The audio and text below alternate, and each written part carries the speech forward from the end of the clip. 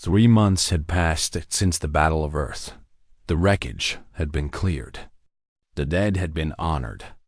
Now came the hardest part of any war. The talking. The Varan Empire had surrendered unconditionally. Their fleet was destroyed, their admiral was dead, and their homeworlds lay exposed to human attack. For the first time in their history, the proud Varin had been completely defeated. Ambassador Telos, the same leader who had declared war on Earth, knelt before Admiral Una in the Great Hall of the Galactic Council. He held his ceremonial blade across both hands, offering it to his conqueror. "I offer my sword and my life," Telos said, his voice empty. "Do with them what you will." Una looked down at the defeated enemy. 3 months ago, this alien had ordered the destruction of her world. He had planned to kill billions of innocent people. By all rights, she should hate him, but she felt only tired sadness. "Stand up," she said quietly. Telos looked up in confusion. "Admiral?" "I said stand up." Una took the sword from his hands and set it aside. "I do not want your life. I do not want your blade. I want peace." The watching council members whispered among themselves. This was not how victories usually ended. Conquerors took trophies. They demanded punishment. They did not offer mercy. Telos rose slowly, his leg shaking. "You spare me? After what I planned to do?" "You failed," Una said simply. "Your fleet is gone. Your power is broken. Killing you would not bring back the soldiers I lost.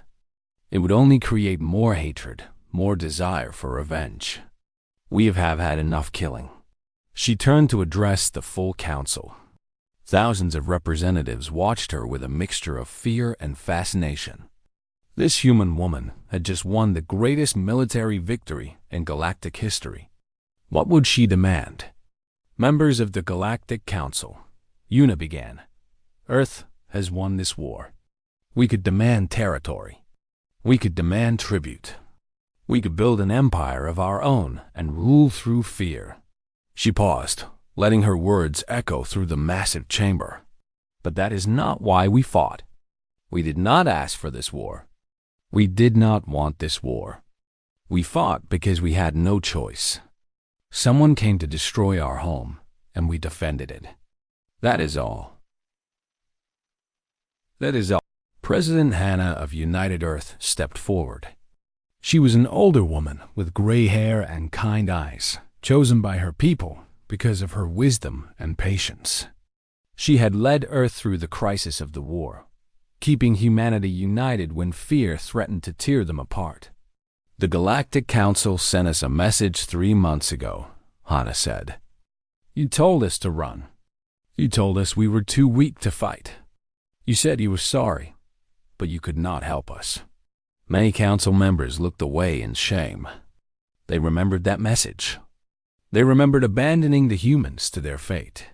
"We do not blame you for that choice," Hannah continued. "The Varan were powerful. Fighting them was dangerous. You did what you thought was best for your own people. We understand." She smiled gently. "But now things have changed. You have seen what humanity can do. You know that we are not weak or primitive. You know that we can defend ourselves and our friends." She looked around the room, meeting the eyes of representatives from 100 different species. "We want to be your friends. We want to join the galactic community as full partners, not as observers or second-class members.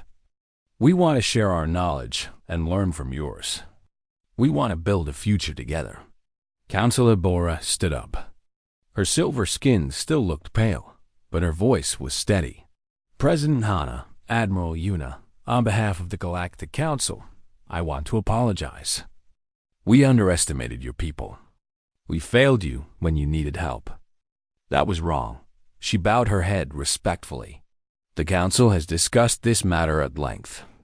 We have decided, unanimously, to offer Earth a permanent seat on the Council. Not as a junior member, but as a full partner with equal voting rights. A murmur of approval ran through the chamber. It was the fastest such decision in council history. Admiral Una stepped forward. "We accept, but we have conditions." The chamber fell silent. Of course, there would be conditions. What would the humans demand? "First," Una said, "there will be no punishment for the Varen people. Their military leaders made the choice to attack us. Their citizens should not suffer for those decisions. We ask only that the Varen Empire accept a new government, one chosen by their own people, not by conquest." Ambassador Telos stared at her in disbelief. Mercy for his people? After everything? "Second," Una continued, "we want the Council to establish a mutual defense agreement. If any member world is attacked, all members will respond together. No more standing aside while others suffer. No more abandoning the weak to the strong." Councilor Deho nodded approvingly. A wise request. One we should have implemented long ago. "Third," Una finished, "we ask that the Council share knowledge openly. Technology, science, medicine. No more secrets between members. We are stronger together than apart." President Hana added, "In return, humanity will share everything we have learned. Our weapons, our ships, our methods. We have no interest in being the strongest power in the galaxy. We want all species to be able to defend themselves." The council members began to vote. One by one, representatives raised their hands in agreement. Within an hour, every condition was accepted. After the formal proceedings ended, Councilor Deho approached Admiral Una. The old alien had spent 50 years studying humanity. Now he was finally meeting one of their greatest leaders. "May I ask you something, Admiral?" Una nodded. "Of course. During the battle, your ships moved with perfect coordination. Your tactics were flawless. Your soldiers fought without fear. How is this possible? You had never fought a space war before." Una thought for a moment before answering. "We spent 10,000 years fighting each other," she said. "Every generation learned from the last. Every war taught us new lessons. We made terrible mistakes and paid for them with millions of lives. But we never stopped learning." She looked out the window at the stars. "When we finally reached space, we realized that someday someone would come for us. We did not know when or who, but we knew it would happen. So we prepared.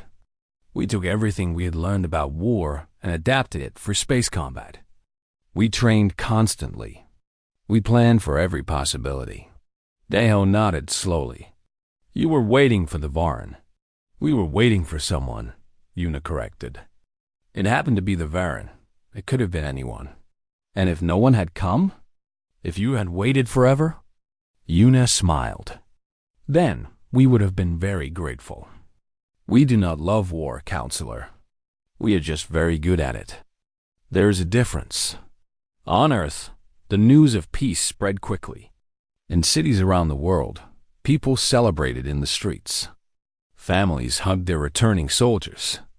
Children waved flags and cheered Dot and Sol. Grandmother Hana watched the celebrations from her apartment window. She remembered watching the ships rise 3 months ago, praying for their success. Now they were coming home. Her grandson, Lieutenant Junho, appeared at her door.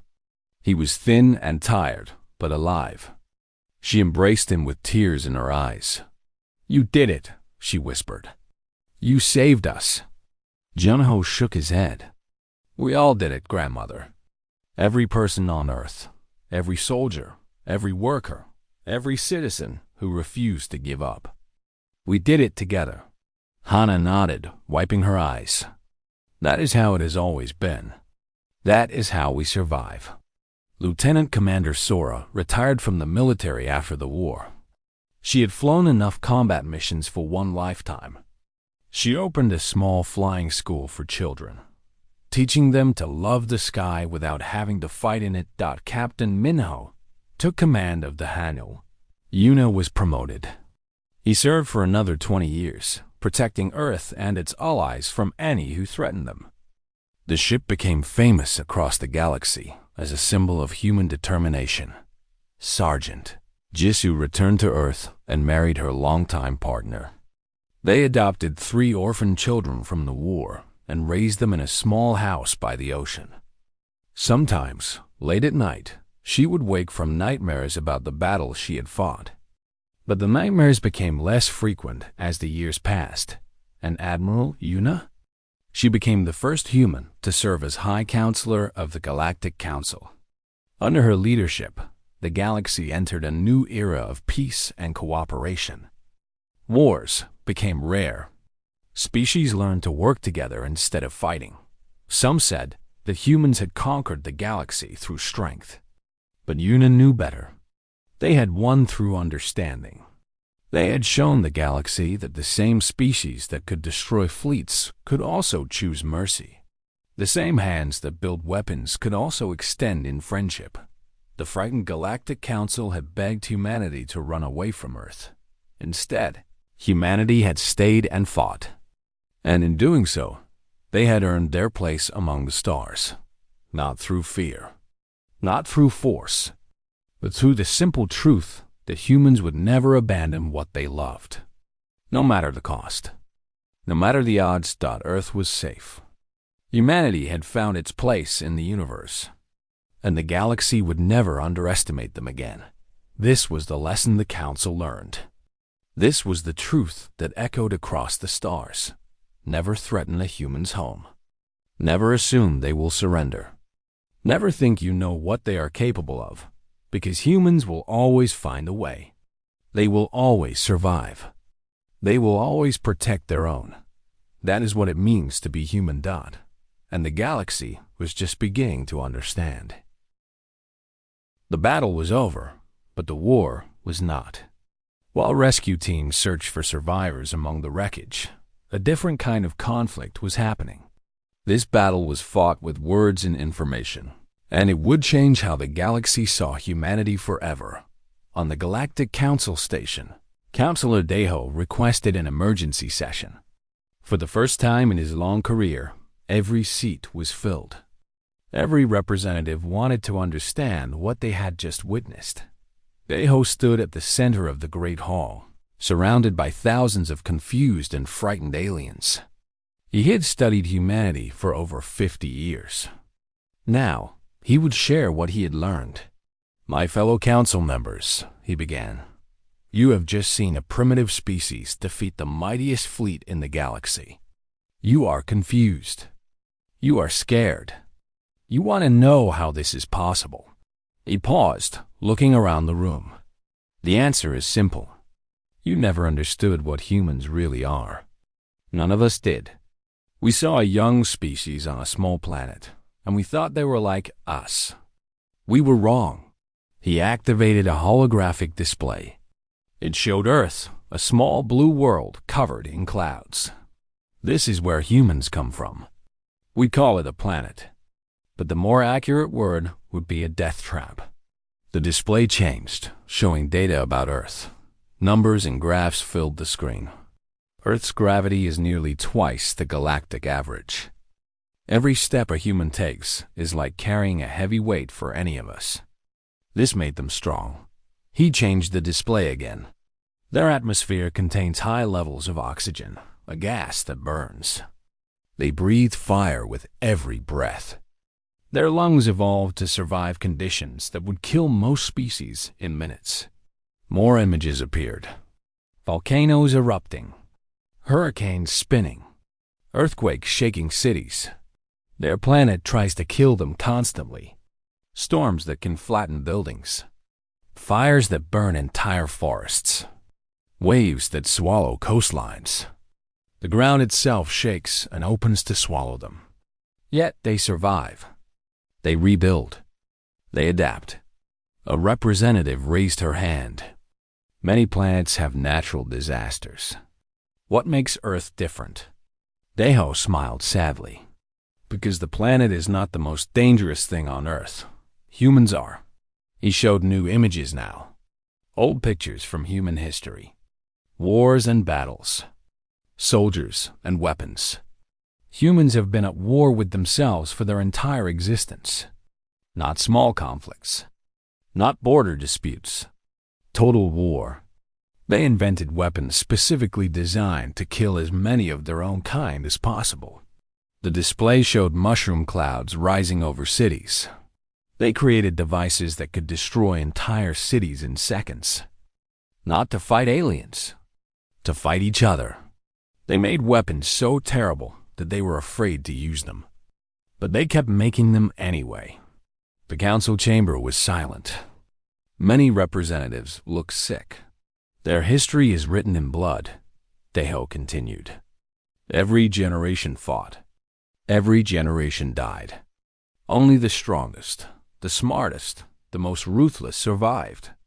This went on for thousands of years. He showed images of ancient battles. Swords and spears. Arrows and shields. They learned to fight before they learned to farm. They learned to kill before they learned to write. War is not something they do. It is something they are. Councillor Bora spoke up. But they seem peaceful. For 200 years, they have been part of the galactic community. They traded with us. They talked with us. They never showed aggression. Because they had no enemy worth fighting, Daiho replied. When humans first reached space, they found that the galaxy was already divided. Great empires had already claimed everything. There was nothing to conquer, no enemy to defeat. So they waited. They watched. They learned. He showed footage from the recent battle. Human ships destroying Varan vessels with brutal efficiency. They studied every species they encountered. They learned our weaknesses. They built weapons designed to exploit those weaknesses. And they kept it all secret, hidden underground and underwater, waiting for the day when someone would give them a reason to fight. A representative with multiple eyes stood up. Are you saying they wanted this war? I am saying they were ready for it, Deho answered. Humans do not seek war, but they do not fear it either. Fighting is in their nature. It is how they solve problems. It is how they prove themselves. Meanwhile, on a damaged Varan cruiser, Sergeant Jisoo led her boarding team through smoke-filled corridors. The ship had surrendered, but there were reports of hostile survivors refusing to give up. Jisoo was 32 years old. She had brown hair cut short and eyes that had seen too much violence. Before the space fleet, she had been a soldier on Earth. She had fought in 3 ground wars. Space combat was new to her, but killing was not. Contact ahead, her scout reported. 6 Varan soldiers, armed and barricaded. Understood, Jisoo replied.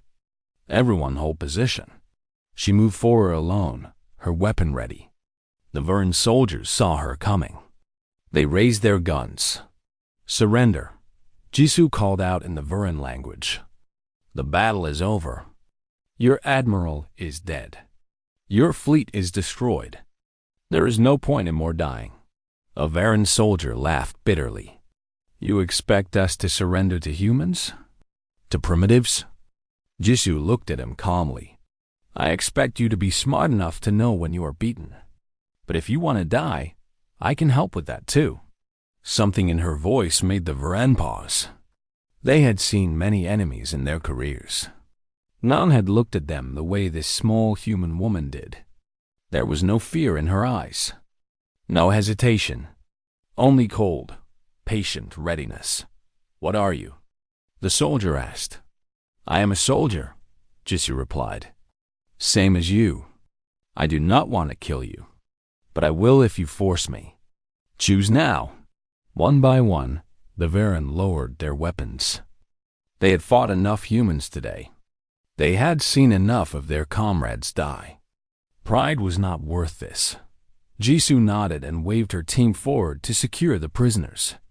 As she walked past the surrendered soldiers, one of them grabbed her arm. How did you defeat us? He asked desperately. We have more ships.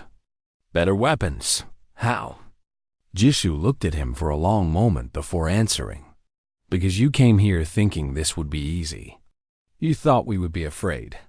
You thought we would run or beg. She leaned closer. We spent 10,000 years fighting each other.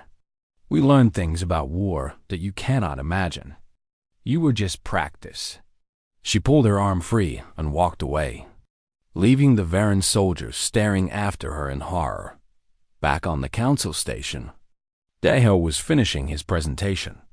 I have studied humans for 50 years, he said.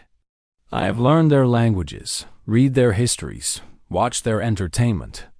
And the thing that frightens me most is not their weapons or their strength. It is their creativity. He showed clips from human movies and games. Battles and explosions. Heroes and villains. They imagine war constantly. They tell stories about it, play games about it, dream about it. Every possible scenario, every possible enemy, every possible weapon, they've already thought about it. When the Varan came, humans did not have to invent new tactics. They had thousands of years of imagined battles to draw from. Counselor Bora shook her head slowly. This is terrifying. If humans are so dangerous, why have they not attacked us? Because they do not want to, Deho answered. Humans are violent, but they are not evil. They fight to protect what they love. They fight when they have no other choice. They do not enjoy causing pain for its own sake. He turned off the display and faced the council directly. The question now is not whether humans are dangerous.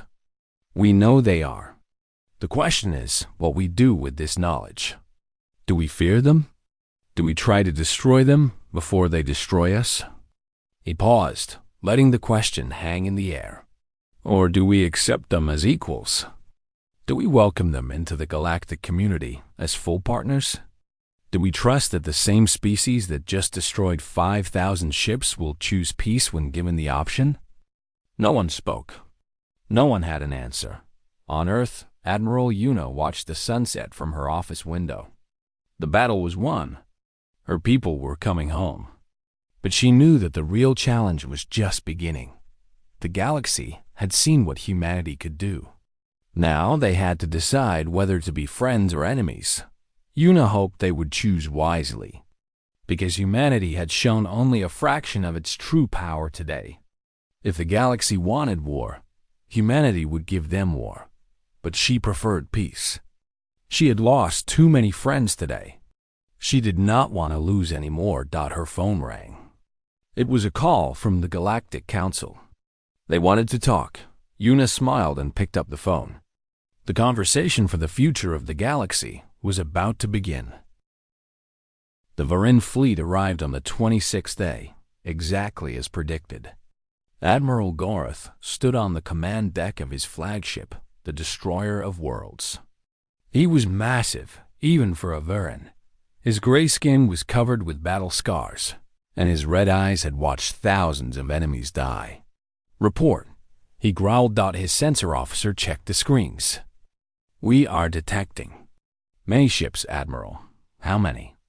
The officer was silent for a moment. Then, over 3,000, Admiral. Gorath's eyes narrowed. That is impossible. Intelligence reported only 200 ships. The readings are confirmed, Admiral. The humans have more than 3,000 warships waiting for us. For the first time in his long career, Gorath felt a moment of doubt. This was not what he expected. The humans were supposed to be primitive. They were supposed to be easy prey. But 3,000 ships. It does not matter, he said finally. We still outnumber them. And Varan technology is superior to anything they have. All ships proceed to attack formation. The Varan fleet spread out like a wave of death. 5,000 ships, each one bristling with weapons. They moved with confidence, certain of victory. Across the empty space, Admiral Yuna watched them come. She stood on the bridge of the Hanul, calm and focused. Around her, officers worked at their stations, tracking enemy movements and preparing weapons. They are not retreating, Junho observed. I did not expect them to, Una replied. The Varen are proud. They would rather die than show weakness. Then they will die, Junho said quietly. Una nodded. Yes, they will. She opened the channel to the entire human fleet. Her voice reached every ship, every pilot, every soldier. This is Admiral Una. For 200 years, we have watched the galaxy from the edge of known space. We have learned. We have prepared. Today, we show the universe who we really are. She paused, looking at the approaching enemy fleet on her screen. Many of you have families on Earth, parents, children, loved ones. They are watching the sky right now, praying for our success.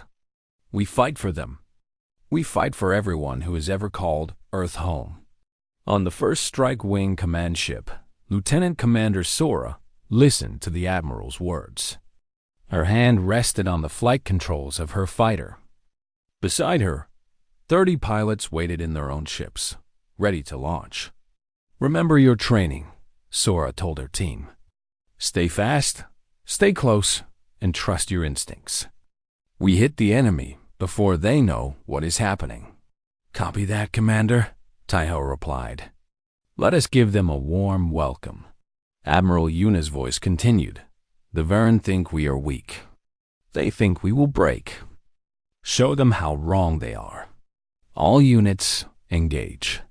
The battle began. Sora's first strike wing launched from their carrier like arrows from a bow. 30 small fighters, moving faster than anything the Varen had ever seen. They dove straight toward the enemy fleet, weaving between massive warships. Varen gunners tried to track them, but the human fighters were too quick. They twisted and turned, avoiding laser blasts by impossible margins. Sora led them toward the largest enemy carrier, her eyes locked on the target. There, she said, spotting a weak point in the carrier's shields. A small gap where the shield generators overlapped. All fighters, follow me through that opening. They flew through the gap, suddenly inside the carrier's defenses. The Varen crew panicked as 30 human fighters appeared right next to their hull. Sora fired her missiles at the engine section. Other pilots targeted weapon systems and sensor arrays. The carrier shook as explosions ripped through it.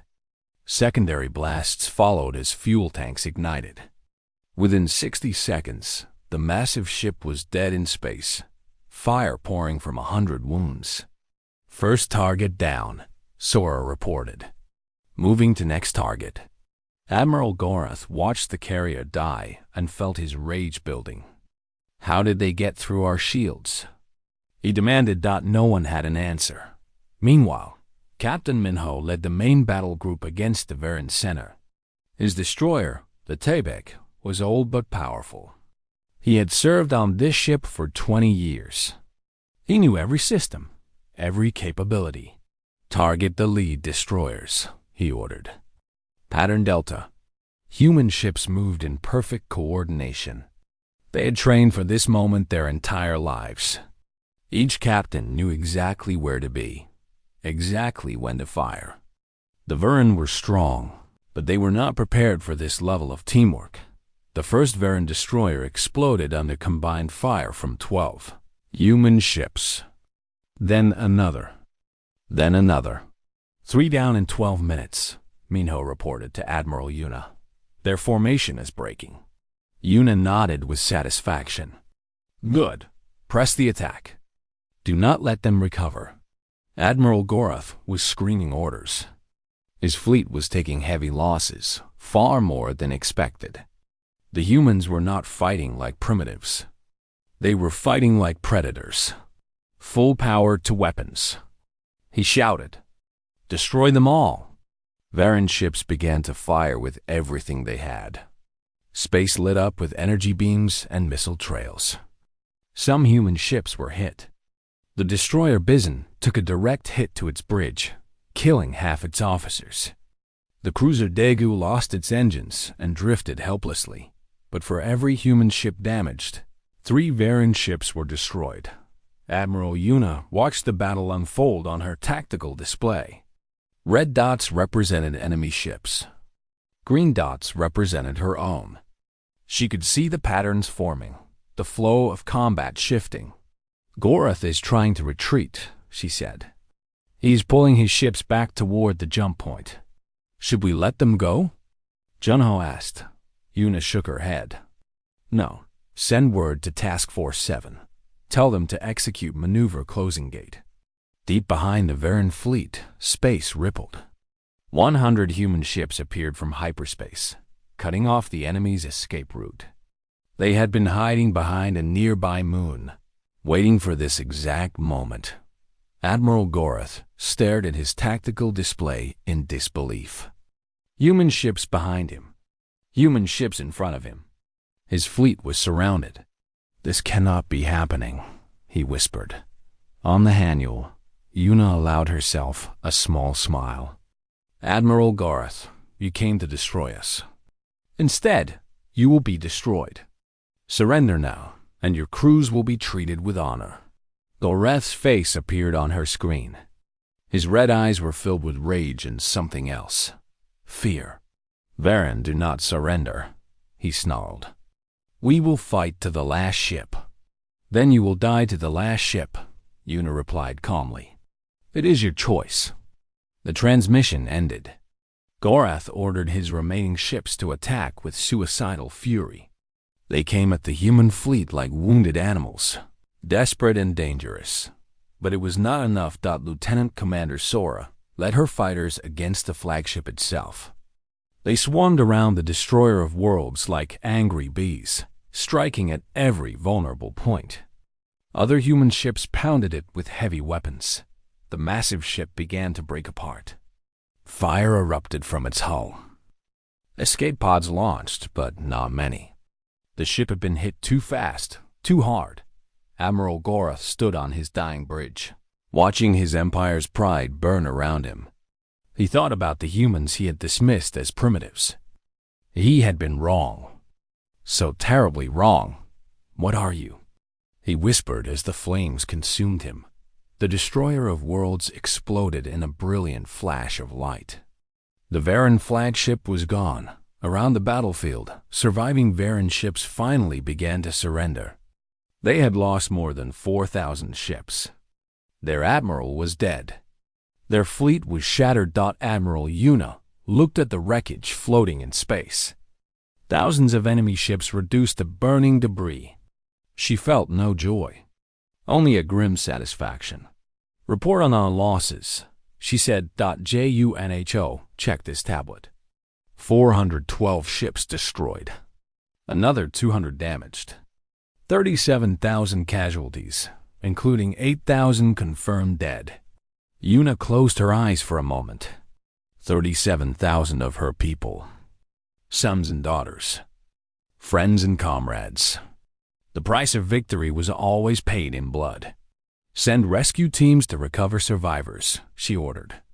"Our people and theirs. War is over. Now we help those who need help." On the council station, thousands of representatives watched the aftermath in stunned silence. The humans had won. Not just won. They had utterly destroyed the most powerful fleet in the galaxy. Counselor Bora turned to Deho. Her silver face was pale with shock. "What have we been living next to all this time?" she asked. Deho had no answer. None of them did. Humanity had announced itself to the galaxy, and nothing would ever be the same again. Admiral Yuna stood on the bridge of the carrier Haniel, the largest ship in Earth's fleet. The name meant sky in the old Korean language, and the ship was worthy of that name. It stretched 2 kilometers from front to back, with enough weapons to destroy a small moon. But even the Haniel was small compared to what was coming. Lieutenant Junho stood beside her, holding a tablet with the latest reports. His hands were steady, but his face was pale. He had read the numbers many times. They never got better. "Admiral," he said, "the Varen fleet has entered our sensor range. 5,412 ships confirmed. Estimated arrival in 26 days. Yuna nodded slowly. And our forces? 218 combat vessels ready for deployment. Another 43 will be ready within the week. Good. Una turned to face her bridge crew. There were 50 officers on the main bridge, each one controlling a different part of the massive ship. They were young and old, men and women, all watching their admiral with trust in their eyes. I know you have all seen the numbers, Una said. I know you have done the math. 20 ships against 1. Those are bad odds. No one spoke. No one moved. But I also know something else, she continued. I know that every person on this ship, every person in this fleet chose to be here. No one was forced. No one was tricked. You came because you believe in something. You believe that our home, our families, our children deserve to be protected. She walked slowly across the bridge, looking each officer in the eyes. The Galactic Council thinks we should run. They think we are too weak to fight. They think we are primitive and foolish. She smiled. They do not know us very well. A young officer named Minji laughed nervously. Others joined in. The tension in the room began to break. In 30 minutes, Una said, I will activate Protocol Sunrise. For those of you who do not know, Protocol Sunrise is a defense plan that has been secret for 100 years. Only the highest military leaders knew about it. Today, the whole world will learn. She pressed a button on her command console. Screens around the bridge flickered and changed. Instead of showing empty space, they showed Earth, but not the Earth that anyone expected. Junho gasped. Admiral. What is that? All across the planet, massive doors were opening. In the mountains of every continent, in the depths of every ocean, hidden bases were coming alive. Ships rose from underground hangars. Satellites shifted position in orbit. Weapons platforms that had looked like space junk for decades suddenly powered up. For 100 years, Una explained, Earth has been preparing. We knew that the galaxy was dangerous. We knew that someday someone would come to take what we have. So we built. In secret, we built. The numbers on Junho's tablet began to change. 200 ships became 500. 500 became 1,000. 1,000 became 2,000. And still the numbers climbed. 3,700 combat vessels. Junho read, his voice shaking. 200 orbital defense platforms. 50 planetary shield generators.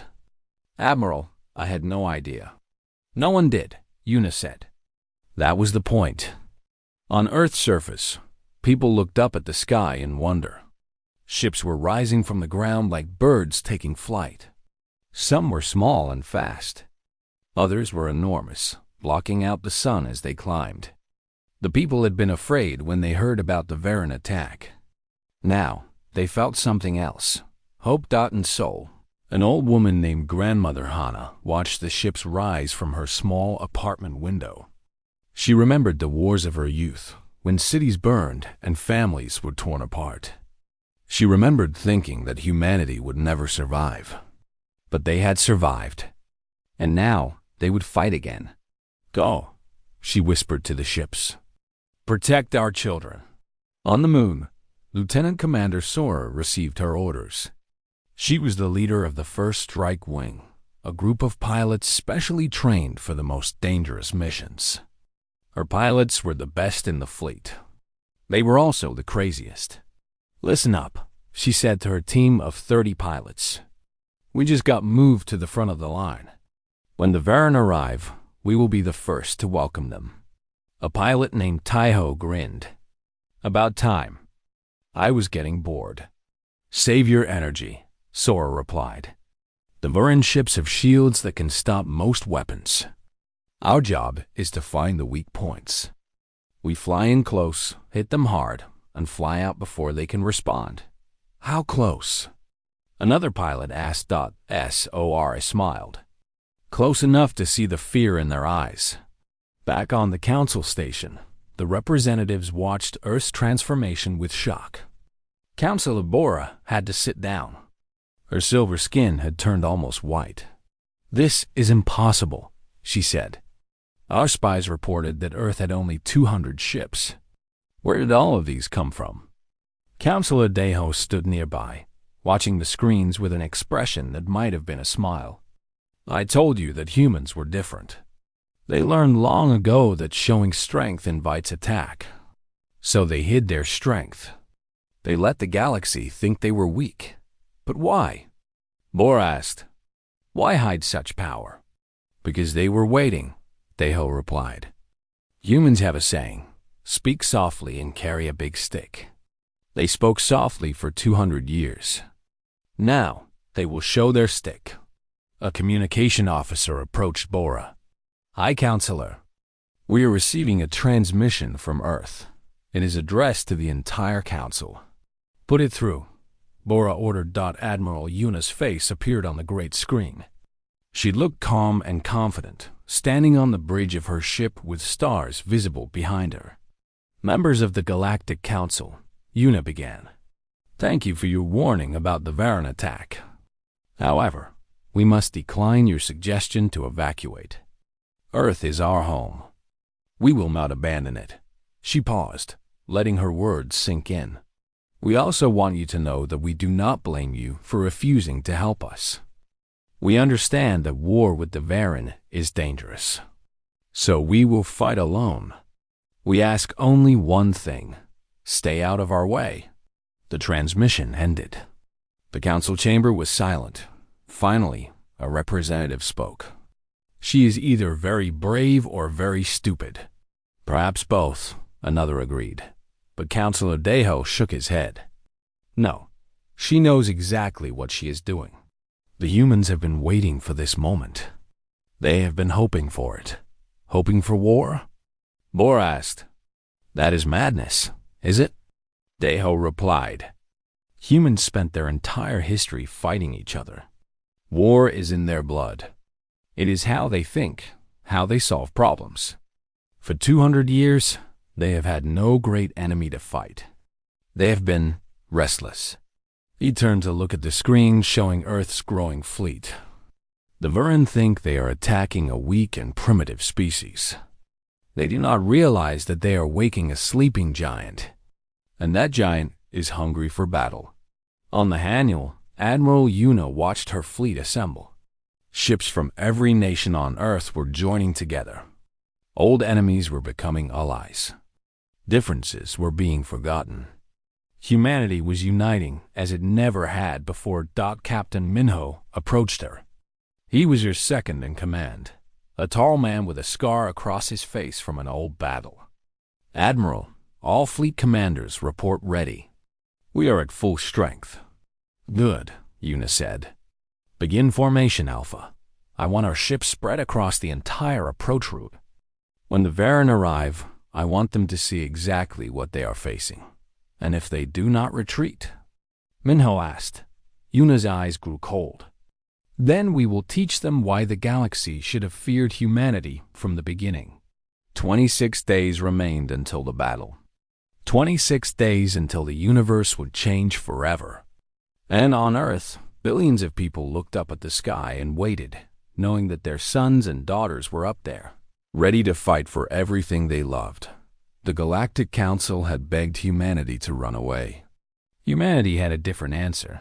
"Come and try to take our home. We dare you." The Great Hall of the Galactic Council was the largest room in the known universe. It floated in the empty space between 3 galaxies, built by ancient species long forgotten. The walls were made of crystal that showed the stars outside. Thousands of seats rose up in circles, one for each species that had joined the council over millions of years. Today, the hall was full. Every seat held a representative from a different world. Some had scales, some had fur. Some had no bodies at all and existed only as light. They came in all shapes and sizes. But today, they all shared one thing: fear. High Counselor Bora stood at the center of the Great Hall. She was tall and thin, with silver skin that glowed softly in the starlight. Her species, the Miran, had led the council for 10,000 years. They were known for being calm and wise. But today, Bora's hands were shaking. "My friends," she said, her voice echoing through the massive room. "I have called this emergency meeting because of terrible news. Ambassador Telos of the Varan Empire has declared war on the coalition." The hall exploded with noise. Thousands of voices spoke at once. Some screamed in fear. Others shouted in anger. The Varan Empire was the most powerful military force in the galaxy. They had conquered hundreds of worlds. Their ships were massive and deadly. Their soldiers felt no mercy. Bora raised her hand for silence. Slowly the noise died down. "The Varan fleet is moving towards Sector 7, she continued. "They will arrive in 30 standard days." A representative with blue feathers stood up. "Sector 7? But that sector is almost empty.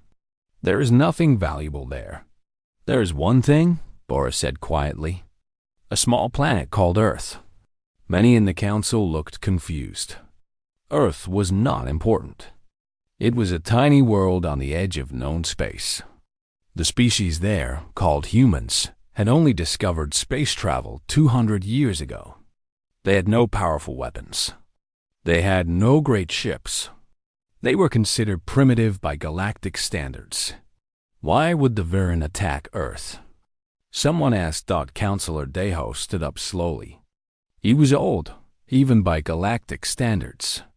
His gray skin was covered with wrinkles, and his 4 eyes were tired. But his mind was still sharp.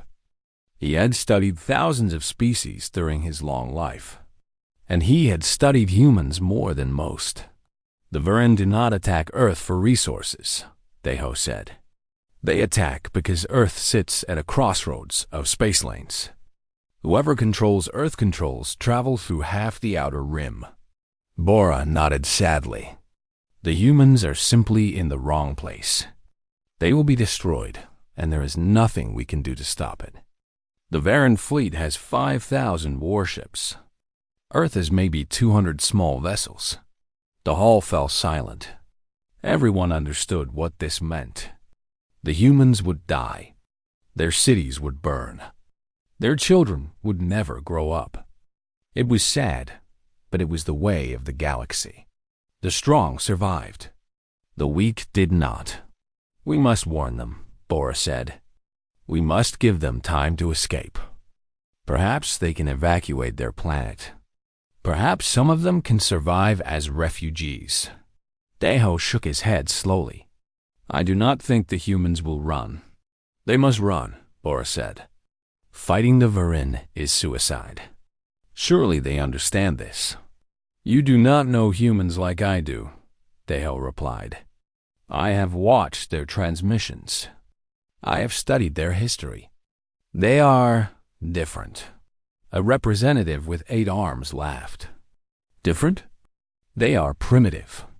They spend most of their history killing each other over land and religion. They poison their own planet with pollution. They are barely civilized." "Yes," Deho said. "They did all of those things. And they survived. Again and again, they faced death, and they survived. They do not give up. They do not surrender. It is not in their nature." Bora sighed. "Councilor Deho, I respect your knowledge. But this is not a situation where courage matters. The Varan have weapons that can crack planets open like eggs. Human bravery will only lead to human death." She turned to the communication officers. "Send a message to Earth. Tell them that a Varan fleet is coming. Tell them they have 30 days to evacuate. Tell them—" She paused, her voice becoming soft. "Tell them we are sorry. Tell them we wish we could help, but we cannot risk war with the Varan Empire." The message was sent at the speed of light across the vast emptiness of space. It reached Earth in 3 days. On Earth, the message arrived at midnight in a small city called So, A young communications officer named Jung-ho was the first to read it. His eyes grew wide as he translated the alien words. Then he ran to wake his commander. Admiral Yuna was 52 years old. She had black hair turning gray and eyes that had seen too many battles. She had fought in 3 wars on Earth before humans discovered they were not alone in the universe. She had spent the last 20 years building Earth's space defense force. She read the Council's message 3 times. Then she laughed. "They want us to run," she said. Junho nodded nervously. "Admiral, the message says 5,000 Varan warships. We only have—" "I know what we have," Yuna interrupted. "I also know what we are." She walked to her window and looked up at the night sky. Somewhere out there, an alien fleet was coming to destroy her world. 5,000 ships against 200. Every logical calculation said humanity would lose, but Yuna was not thinking about calculations. She was thinking about her grandmother, who had survived a great war when she was young. She was thinking about her father, who had rebuilt their city after it was destroyed. She was thinking about every human who had ever faced impossible odds and refused to quit. "Send a message back to the Council," she said. "Tell them that Earth thanks them for the warning. Tell them we will not be evacuating." Junho stared at her. "Admiral?" "Tell them," Yuna continued, a small smile forming on her face, "that humanity does not run from fights. We finish them." The message was sent back to the Council. When Bora read it, she felt her heart sink. The humans had chosen death over survival. It was brave, she thought, but it was also foolish. She did not know that deep beneath Earth's surface, in secret bases built over decades, something was waking up. Weapons that no alien had ever seen. Ships that no spy had ever reported. An army that had been waiting for this moment. The humans had known for a long time that the galaxy was dangerous. They had prepared.